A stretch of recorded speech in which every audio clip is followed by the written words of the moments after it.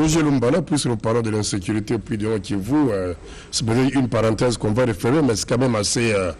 il faut tenir compte de cette tuerie qui a eu lieu il y a 48 heures, plus ou moins, je crois, 15 casques bleus qui avaient été en fait tués par les ADF. Comment vous pouvez interpréter, et quel est votre sentiment à ce point?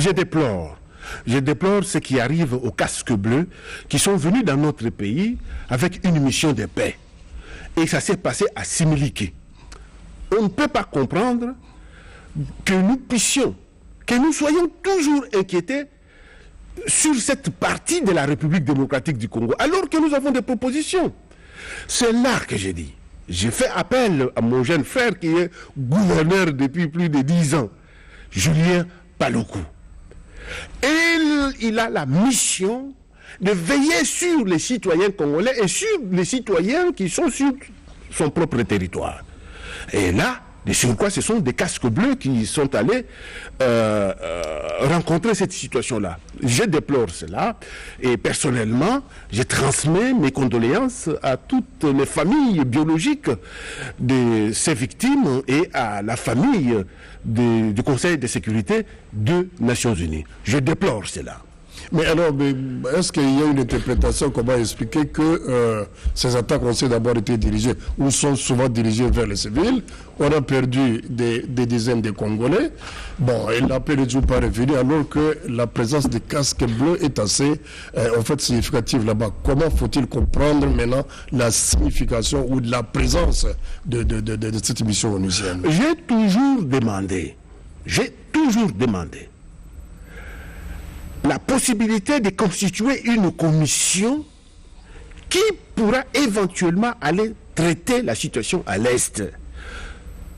Cette situation-là ne peut pas trouver de solution s'il n'y a pas les gens, des personnes, des personnalités politiques qui ont vécu là-bas mais qui ne sont pas originaires de ces provinces. Il y a la province du Nord Kivu, il y a la province du Sud Kivu, et il y a la province du Katanga. La province du Kasaï aussi est en proie de cette insécurité-là. Je dis tout simplement, mais je ne suis pas à l'exécutif, je ne suis pas au pouvoir pour imposer cette commission-là. Bon, ce qui arrive, je ne peux pas responsabiliser qui que ce soit, mais je dis tout simplement qu'il y a possibilité de trouver solution à ces problèmes-là. Et je peux donner ma part, ma contribution en tant que citoyen congolais qui a vécu dans cette partie du territoire de notre pays et qui connaît au moins, et là-bas, la population connaît M. Roger Lumbala, que ce soit au sud et au nord Kivu, et dans presque tous les territoires de Lubero, Beni, Butembo, Fizi, dans tous ces territoires, la Walikale, Rutshuru, Massissi, dans tous ces territoires-là, il y a des gens qui connaissent M. Roger Lumbala et je peux apporter quelque chose. Mais, encore une fois de plus, cela relève du ministère de l'Intérieur et du chef de l'État qui est le garant de la nation. Merci. Alors, pour revenir encore sur le chapitre élection, parlons maintenant de cette empoignade au Parlement, encore au Parlement, à propos de la loi électorale qui est difficile à passer cette fois, à propos notamment du seuil de représentativité. Vous savez, avant que je ne parte en exil, j'avais fait une proposition qui n'était pas encore présentée. Mais, je vais le dire ici, je ne comprenais pas que la démocratie, qui n'était pas au départ notre mode de gestion, parce que dans nos chefferies, nous n'avons pas la démocratie comme mode de gestion. Dans nos royaumes à l'époque, le royaume Congo, l'empire Luba et les autres, l'empire Kuba, on n'avait pas la démocratie comme mode de gestion. C'est un mode de gestion que nous avons emprunté de l'Occident. Je me pose la question de savoir, quand on regarde le pays de l'Occident, monsieur le journaliste, pouvez-vous me citer un seul pays qui a 700 partis politiques? Est-ce que ça, c'est de la liberté politique ou bien c'est le libertinage? Mais la démocratie ne peut pas être exclusive. J'ai dit ceci. Est-ce que ça, 700 partis politiques, avec dans le pipeline chez les ministres de l'Intérieur, il y a 200 partis politiques qui doivent être agréés.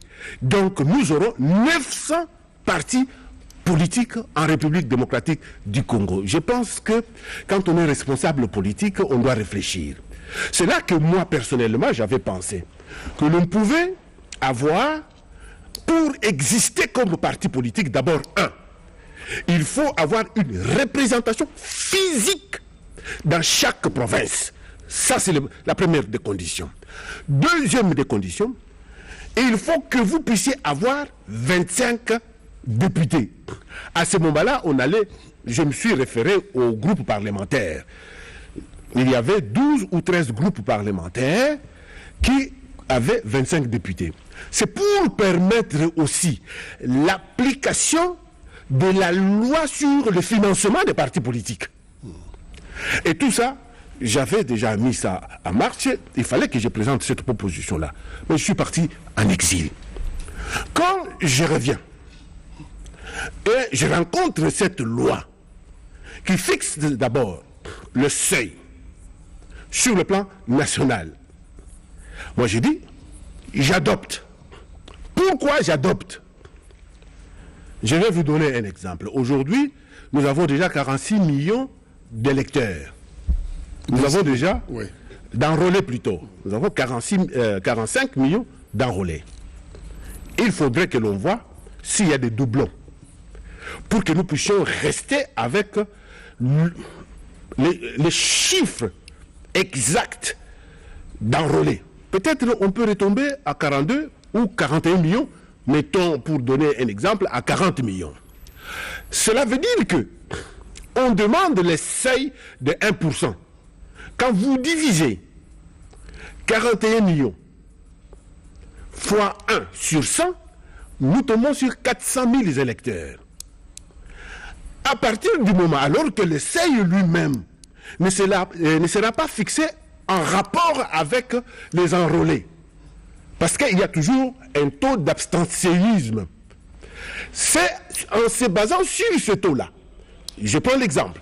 Au lieu de 40 millions d'enrôlés, si nous avons 35 millions de votants, le seuil sera fixé en fonction des votants.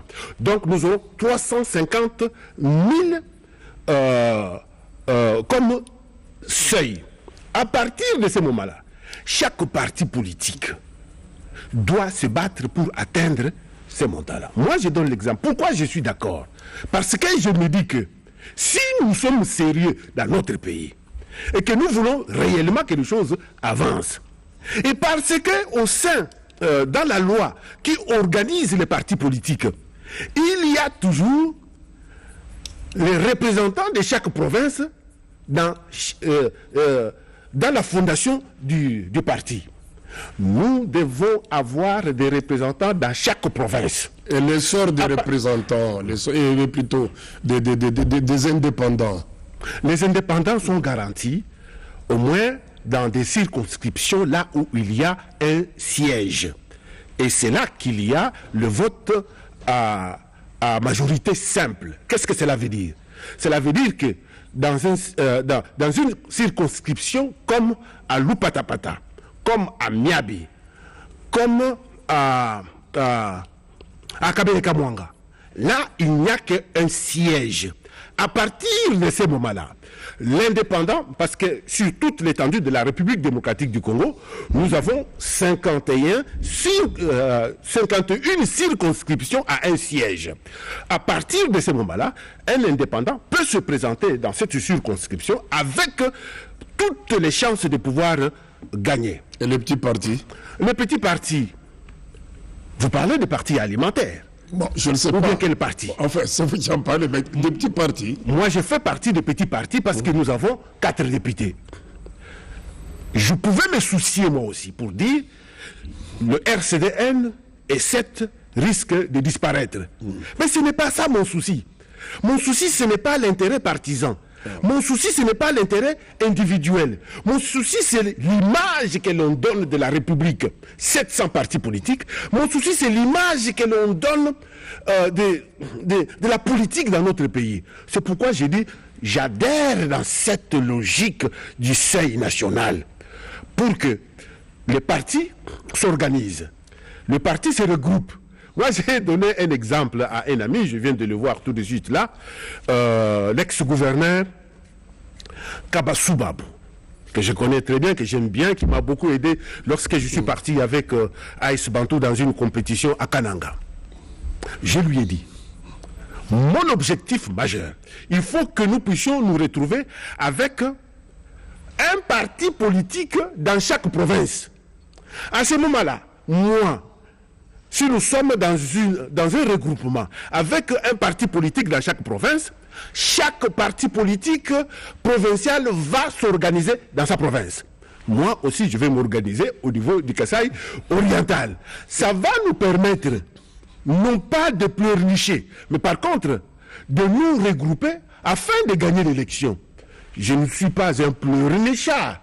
La loi, elle est mauvaise, mais c'est la loi. Ça, c'est pour ce qui concerne le seuil au niveau national. Alors, il y a également la notion de la caution qui semble être très élevée et on estime que c'est une façon d'exclure les pauvres, les moins nantis. Vous savez, on m'a dit ça aussi. Mais moi, je dis que la politique à travers le monde, c'est une histoire qui est presque réservée aux gens qui ont l'argent. La politique à travers le monde, c'est une histoire qui est réservée aux gens qui ont l'argent. Mais malheureusement, dans notre pays, nous pensons qu'il faut que même celui qui n'a pas l'argent, qu'il vienne faire la politique. Pour chercher l'argent dans la politique. C'est pour chercher l'argent dans la politique. Et là, on cautionne encore. Je ne suis pas de cet avis-là. Parce que quand on n'a pas acheté une maison pendant 50 ans, où on a déjà atteint 60 ans, on n'a pas acheté une maison. Quand on vient en politique à cette période-là sans argent, vous pensez réellement qu'on va servir le peuple? On va chercher d'abord à se servir soi-même. Acheter des maisons, acheter des voitures, payer de ceci et cela pour ses propres enfants. Si nous sommes tous en politique, qui vont rester pour encourager des politiciens? C'est pour ça que vous avez vu qu'aujourd'hui, hier plutôt en 2011, pour les 500 sièges à l'Assemblée nationale, nous avons eu 19 000 candidats. Tout le monde pense qu'il faut aller au Parlement pour s'enrichir. Mais, comme vous le constatez, je ne suis pas celui qui a fait cette loi. Et je pense que pour ma part, la loi, elle est mauvaise, mais c'est la loi qu'il faut respecter. Elle est maintenant au niveau du Sénat. Je pense que le Sénat va donner sa touche. Ça va revenir pour adoption et puis pour promulguer. Et vous serez candidat? Mais bien sûr que je serai candidat. Donc vous avez de l'argent? Mais j'ai dit ceci. Vous êtes riche? Non. L'argent, ce n'est pas question de richesse. L'argent, c'est question de prendre $1000, aller donner comme caution. Ça, je vous dirais très sincèrement que je peux avoir ça. Je vous dirais très sincèrement qu'au niveau de ma province, je peux organiser. C'est pourquoi j'ai dit, nous devons aller dans les grands ensembles, dans les regroupements, province par province, sous label d'un parti politique ou d'un regroupement politique. Ça va permettre à ce que nous puissions éviter cette histoire de 600 partis politiques, 700 partis politiques. On se réveille le lendemain, on crée son parti politique, alors que vous avez évolué dans un parti politique qui vous a donné presque tous les moyens. Et après avoir pris ces moyens-là, vous pensez aller créer votre parti politique. Ça, c'est le désordre que nous ne pouvons pas cautionner. Et la machine à voter qui est diabolisée aujourd'hui? La machine à voter. Je prends un exemple qui est le district de Tiangou. À Tiangou, nous pouvons avoir 360 candidats pour 15 sièges. quel bulletin pouvons-nous avoir avec 360 candidats? Ça sera un grand bulletin comme une maison. C'est pourquoi cette machine, bien qu'elle viole les secrets des urnes, elle viole les secrets des urnes, mais elle permet quand même, dans la rapidité, lorsque vous arrivez, on vous pose la question de savoir quel est votre candidat. Dès que vous donnez les noms du candidat, les noms sortent devant vous, les noms et la photo. Vous appuyez sur la machine, vous validez, directement le bulletin sort. Vous prenez, vous allez dans l'urne, vous mettez votre bulletin, donc vous votez. Ça nous permet, dans la rapidité et dans l'économie des temps. C'est ça ce qui est beaucoup plus important pour cette machine-là. C'est vrai, comme je vous ai dit, que ça viole un peu le secret de l'urne. Parce que quand on est dans l'urne seul, on vote sans que quelqu'un vienne vous aider. Alors que nous savons aussi, de temps en temps, que des vieilles mamans se font toujours aider quand elles sont dans l'urne parce que tout simplement elles ont ou soit du mal à lire ou soit ils ne savent pas lire. Ben, c'est en quelque sorte aussi le viol de ces secrets-là, mais cette fois-ci c'est pour la machine et la machine va aider dans la rapidité parce que nous aurons, monsieur le journaliste, nous aurons 3 élections. L'élection présidentielle, l'élection législative nationale et l'élection législative provinciale. Oui. Si nous n'avons pas cette machine-là pour la rapidité, mais je pense que nous le ferons sur 3, 4, 5 jours. Mais en 2006 et 2011, on n'avait pas ces machines. Mais c'est pourquoi il y a eu tellement de contestations que jusqu'à aujourd'hui, il y en a d'autres qui pensaient qu'ils étaient élus, alors qu'en réalité, peut-être, ils n'étaient pas élus. Mais il faut compter avec les aléas techniques aussi. Oui, les aléas techniques, mais avec la machine, parce que la machine ne se trompe pas. La machine, elle ne se trompe pas. À partir du moment où vous avez vu la photo, elle est non. Vous appuyez et vous validez, vous avez déjà votre bulletin que vous allez mettre dans l'urne. Il n'y a pas possibilité de tricherie? Il n'y a pas possibilité de tricherie. Je viens de vous dire, lorsque vous citez le nom de votre candidat que vous voulez voter, on vous présente et la photo et les noms. Lorsque vous appuyez là-dessus, il y a le bulletin. Vous validez, il y a le bulletin qui sort. Vous prenez, vous vérifiez d'abord vous-même, et puis ensuite vous allez voter. Vous allez mettre ce bulletin-là dans l'urne. Moi, je ne vois pas pourquoi nous pouvons paniquer. J'espère que beaucoup de Congolais qui vont nous suivre à ce moment précis, ils vont comprendre l'utilité de ces machines-là, qui ne sont pas comme les machines, comme les ordinateurs qu'on avait en 2011. Parce que les ordinateurs, on ne pouvait pas contrôler, mais avec ces machines-là, on peut contrôler. Oui, mais ceux qui ont fabriqué nous déconseillent quelques pays, quelques pays occidentaux, notamment le Canada, la Suisse et les autres, qui ont sorti une déclaration pour dire qu'il faut faire attention avec la machine à voter. Je n'ai pas suivi cette déclaration ou ces déclarations-là, mais je tiens d'abord à remercier le Canada et l'autre pays qui nous a alertés. Mais je pense que quand le Canada fait ces élections là-bas, la République démocratique du Congo ne fait pas de déclaration. Dans le cadre tout simplement de la souveraineté de notre pays, je pense qu'ils ont le droit de respecter la République démocratique du Congo. Alors, je reviens encore au calendrier électoral qui fait couler beaucoup d'encre sur les plans internes ici, en République démocratique du Congo, avec cet ultimatum de la coordination laïque de l'Église catholique, alors qui donne en fait un ultimatum au chef de l'État de pouvoir se prononcer qu'il ne sera pas candidat à la prochaine élection. Le chef de l'État l'a déjà fait à plusieurs reprises. Et il a dit dans sa dernière déclaration que son sort est déjà dans la Constitution. Il a dit, pourquoi voulez-vous toujours qu'il fasse une déclaration? Soit, il peut faire une déclaration. Mais est-ce que réellement, il faut continuer toujours avec des ultimatums, tout en sachant que les ultimatums n'ont pas de résultats? Et alors s'il ne le fait pas, ils vont faire quoi? Ben, on verra la suite. Ils vont faire quoi? Ils vont faire quoi? Ils vont soulever le peuple congolais? C'est ça le rôle de la religion ou de l'Église? L'Église doit rester au milieu du village.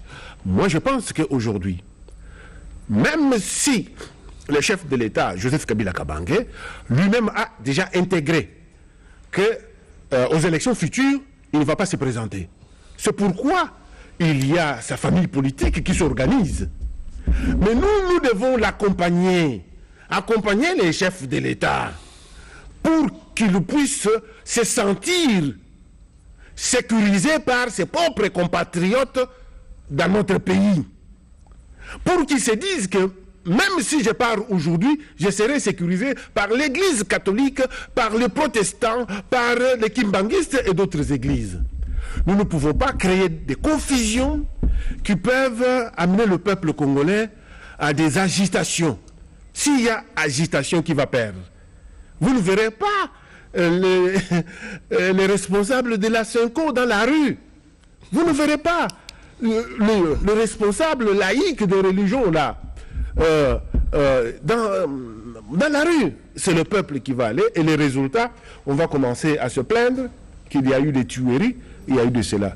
Nous appelons les églises à garder le sang-froid et surtout à plaider pour que nous puissions aller aux élections, à inviter surtout nos compatriotes qui sont alimentés, qui contestent chaque jour et qui ont pour démarche de contestation et non de gestion, pour qu'ils viennent et qu'ils se préparent déjà aux élections. C'est ça l'objectif majeur que nous avons. Merci beaucoup Roger Lumbala. Nous avons encore quelques temps, plus de 10 minutes j'espère. Alors pour faire tout ça, il faut manger. Et pour manger, il faut développer l'agriculture dans ce pays.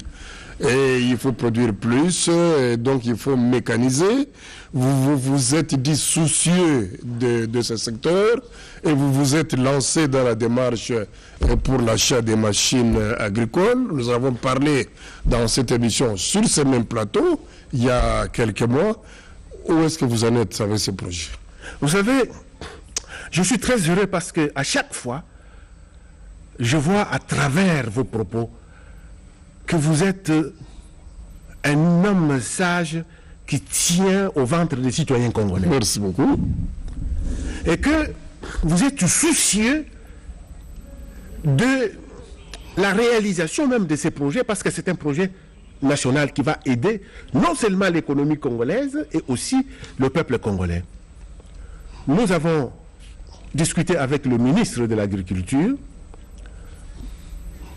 l'industrie qui fabrique le matériel qui va nous aider à faire les champs des cultures vivrières et des cultures d'exportation, attendre.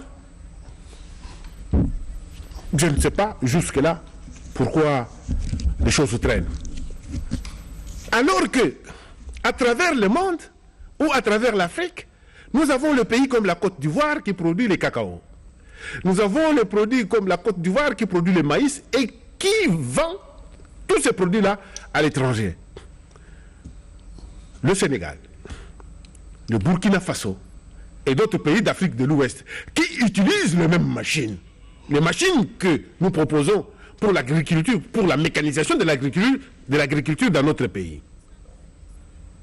Ces pays-là sont donnés en exemple à travers le monde. Ces pays-là sont donnés en exemple. Aucun pays à l'indice humain de développement n'est en dessous de nous. C'est pourquoi nous voulons, avec les 80 millions de terres arables que nous avons dans notre pays, nous pouvons être le premier producteur, africain d'abord, de maïs, de tous les produits de première nécessité.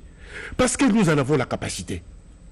Non seulement les produits vivriers, c'est-à-dire que les produits que nous allons consommer, après les avoir consommés, nous pouvons aller les vendre dans tous les pays voisins que nous avons, que nous élargissons au Gabon, au Cameroun, au Tchad, au Soudan du Nord et à d'autres pays. Au lieu de parler de 9 pays, nous pouvons parler de 14 pays voisins. Et il y a des produits, des cultures d'exportation. Nous avons le cacao, nous avons le poivre noir, nous avons l'EVA, nous avons le quinquina. Nous avons tous ces produits-là que nous pouvons produire dans notre pays pour vendre à l'étranger, pour faire entrer des devises dans notre pays. L'objectif, c'est de faire de l'agriculture le poumon de l'économie de notre pays pour permettre à ce que notre économie ne soit pas basée uniquement sur l'exportation des minéraux. C'est ça ce que nous vivons aujourd'hui. Oui, il faut diversifier l'économie, comme on dit. Non, il ne faut pas diversifier. Tous les pays riches du monde ont basé leur économie sur l'agriculture. Les minéraux et autre chose, il y a aussi la technologie maintenant, qui fait partie de l'économie. Parce que les pays comme les États-Unis d'Amérique, ils ont un budget important pour l'économie et ils nous ont envahis avec les iPhones, avec les Macintosh, avec autre chose. Pour eux, ils sont déjà à une autre dimension dans la technologie intégrée dans l'économie. Alors que dans notre pays, nous avons intérêt d'abord d'avoir une économie de base qui ne nécessite pas beaucoup de choses. Il y a la terre, il y a l'homme, et on met entre l'homme et la terre la machine qui va travailler. Là où l'homme travaille avec la houe, on remplace la houe par la machine. Pour produire plus et rapidement. Pour produire vite et rapidement. C'est ça, c'est que le projet que nous avons pour toute l'étendue de la République démocratique du Congo. Et je pense que nous arriverons toujours, parce que le ministre de l'Agriculture est animé de bonne volonté, et je crois que si vous aimez la République démocratique du Congo, il faut apprendre à marcher comme un caméléon. Si vous avez l'impression, ou si vous voulez manger rapidement comme les chiens, il y a un Tchilouba, on dit Kaboka le bilou, Kachilanyama mange. C'est-à-dire que le chien qui sait courir tout le temps, il va laisser la bouffe. Donc, pour nous pensons, et moi j'ai déjà intégré, j'ai la patience de l'Asiatique. L'Asiatique, même quand il faut attendre 10 ans, il attend. L'essentiel que nous arrivons à avoir les résultats. Et les résultats, si nous voulons développer l'économie de notre pays, ce n'est pas parce que nous avons fait les minéraux pendant plusieurs années. Nous sommes où? Nous avons un pays en banqueroute. Un pays incapable d'organiser à lui tout seul les élections. Un pays qui n'arrive pas à donner satisfaction pour le bien-être social des citoyens congolais. Alors que si nous nous basons sur l'agriculture uniquement, je pense que les citoyens congolais vont manger, et ça va permettre aussi à ce que nous puissions envoyer nos enfants à l'école, donner un salaire décent aux travailleurs congolais, et ça peut évoluer dans ce sens. Le chef du gouvernement qui vous suit, probablement ces moments précis, et quand même votre partenaire avec lequel vous êtes venu de l'opposition, qu'est-ce qu'il en pense si vous l'avez posé ces problèmes? Je pense que le Premier ministre, M. Bruno Tshibala Nzenze, est dans une situation difficile. Il y a l'insécurité à l'Est, il y a les problèmes de calendrier, il y a les problèmes de la loi électorale, il y a ceci, il y a cela. Mais je pense qu'il a la volonté, M. Bruno Tshibala Nzenze a la volonté de pouvoir aider le peuple congolais, parce que c'est un socialiste. Moi, je me souviens toujours, il me disait, Président Roger, moi je suis socialiste, je ne peux pas ne pas oublier tout ce que nous pouvons faire pour notre peuple. Et je pense qu'il est dans cette logique-là de vouloir faire quelque chose pour le peuple, mais comme nous sommes dans un contexte où il faut aller aux élections, n'ayant pas tous les moyens, il consente. Parce que sa mission en tant que Premier ministre, aujourd'hui, conformément à l'accord de Saint-Sylvestre, c'était d'aller trouver les moyens qu'il pouvait donner à la CENI pour l'organisation et la tenue des élections. Mais je pense que c'est un homme qui a vécu plusieurs années aux côtés de M. Etienne Tshisekedi Wamulumba, et il a ce slogan qui nous est laissé par le président Etienne Tshisekedi, le peuple d'abord, et nous complétons la famille d'abord, ce qui fait qu'il a des soucis pour ses compatriotes congolais. Alors, il nous reste encore 5 minutes, peut-être un message. D'abord, on ne peut pas se séparer sans parler de la CENI. Vous avez évoqué. Alors, il y a eu plusieurs voix qui se sont levées à ces propos là-bas pour dire que la CENI n'est plus en mesure d'organiser honnêtement sa tâche et la plupart des partenaires, surtout de l'opposition, en fait, sont pour la restructuration de cette institution. Je pense que tout ça devait être réglé par l'accord du 31 décembre 2016. S'ils n'ont pas réglé ces problèmes-là, c'est parce qu'il y avait des intérêts personnels qui jouaient là-dedans. Chacun se voyait déjà Premier ministre, ministre, et il y a eu des points plus importants qu'ils ont négligés. Ben, aujourd'hui, l'accord est là. Dans cet accord, il n'est pas dit qu'il fallait restructurer la CENI. Bon, en vertu de quel accord maintenant nous allons restructurer la CENI? Je pense que ce sont des déclarations qui ne rendent pas sérieux les amis qui les font. À la CENCO, la question avait été évoquée, que je sache. Mais est-ce que ça a été coulé dans l'accord? Quand j'ai lu l'accord, je ne trouve pas un article qui parle de la restructuration de la CENI. Alors, M. Roger Lumbala, c'est la fin de cette émission. Un message. Le message, je l'adresse à mes compatriotes congolais. J'ai dit, nous avons voulu le calendrier électoral. Elle est là. Il est là. Qu'il soit mauvais ou bon, il est là. L'œuvre humaine n'a jamais été parfaite. Nous avons voulu la loi électorale. Elle est en pipeline. Elle va sortir bientôt. Nous devons nous organiser pour aller aux élections. Les élections vont donner la légitimité au président de la République, la légitimité aux députés nationaux, la légitimité aux députés provinciaux, la légitimité aux sénateurs qui ont déjà fait 2 mandats, donc 10 ans. Que chacun de nous puisse s'organiser. Moi, personnellement, j'appelle les compatriotes congolais qui ont des partis politiques provinciaux. Je suis disposé, province par province, pour que nous puissions nous mettre tous ensemble afin de constituer un regroupement politique important. Le groupement politique qui va permettre à ce que nous puissions nous engager, même avec le seuil national, sur le plan national. Le même seuil n'est pas seulement au niveau de la députation nationale, le seuil est aussi au niveau de la députation provinciale et aussi au niveau des élections locales. Mais on n'en parle pas beaucoup. Au-delà de seuil, il y a aussi le quotient. Le quotient qui est au niveau de la circonscription. C'est pourquoi j'ai dit, nous devons nous mettre tous ensemble pour que nous puissions avoir moins de partis politiques dans notre pays. Abandonner cette histoire de 600 ou 700 partis politiques. Je l'ai dit tout en sachant que je fais partie des victimes de cette loi.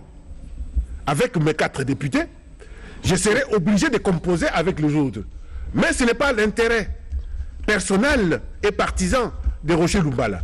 C'est l'intérêt national de la République démocratique du Congo qui m'anime. J'aime la République démocratique du Congo, j'aime le RCDN et je salue la délégation qui m'accompagne parce que dans notre parti politique, il y a la parité entre hommes et femmes, comme vous le constatez, les frères, même de l'Église. Chez nous, nous avons des chrétiens et nous avons aussi des musulmans. Notre secrétaire général adjoint, M.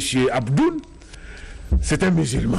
Voilà, c'est bien vu. Merci, monsieur Roger Lumbala. Merci, mesdames, messieurs.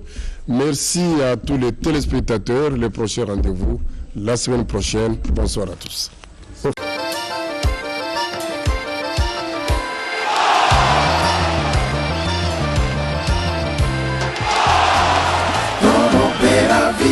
Sito ya papigere toro beravi eza sita soro penza toro beravi sito ya pa Exotique biso na biso chez Vieux Sims nyonso ezali soki boye na bana na bapapa na bamama na bakoko donc awa tosepelaka solution nyonso awa ezali nyonso ezali tokasa mnoko ezali nyonso eza pa Vieux Sims toko gaz na gaz ya live nongo yila ino tola kati ya ville ya Lyon chez biso na biso avec Papi Gen to le bele donc Papi Gen a oti Paris pour ça ma sona ta ville ya Lyon moi toi na exotique ya ville ya Lyon il est bébé en gaz na la koya bisika boye donc c'est que ma va bien gaz la présence na boka na bele mambe donc kilo mona Papi Gen dans le kilo gaz na gaz la kada terrain quoi et exotique ya vie na biso na biso o vie na biso ça na mboka na mboka soko uti ba soko le awa te c'est comme on a dit c'est moi qui ça fait du maire de Lyon alors toi na biso na kati ya Lyon donc soko le qui awa te donc ça veut dire oya na Lyon te ben again Blaise Fashion le mot évidemment ya la biso yango nde makambo ayaka tout le temps tolaka po eloko oyo toyebi yango ndenge ekendaka moko mobimba ya Lyon bayebi biso oyo na biso mpe bakoya mbo kitoko makambo tu kitoko biloko to alango besoin biloko na biso oyo akini nauta ekini biloko yango kaka yango nazolia yango. Com tanto prazer, tanto orgulho, mais uma vez Gianni Dendel, representante de Lyon. Estamos aqui a compartilhar aqui o facto, o efeito factiático dos factos em si, num espaço tão delicioso, Biso na Biso, que pode estar a comparecer. Biso na Biso, ngai awa, o que ndenge bande conheço balobi, Biso na Biso, awa polémique ezalaka te, awa toyambaka bato ndenge ya bien, donc biloko nyonso ya mboka ezali awa ngambo na utaki na ba marchandise donc awa biloko ezangaka te année prochaine 10 ans na biso en tout cas nzambe aza malamu mais secret na biso ezali koyeba musala kozala sérieux na musala korespecte bandeko koyeba kosola bien wana ezali secret ya biso na biso ngai wana mingi oloba te nazali kozela bino oya musidome ma musala liboso nzambe asunga bino.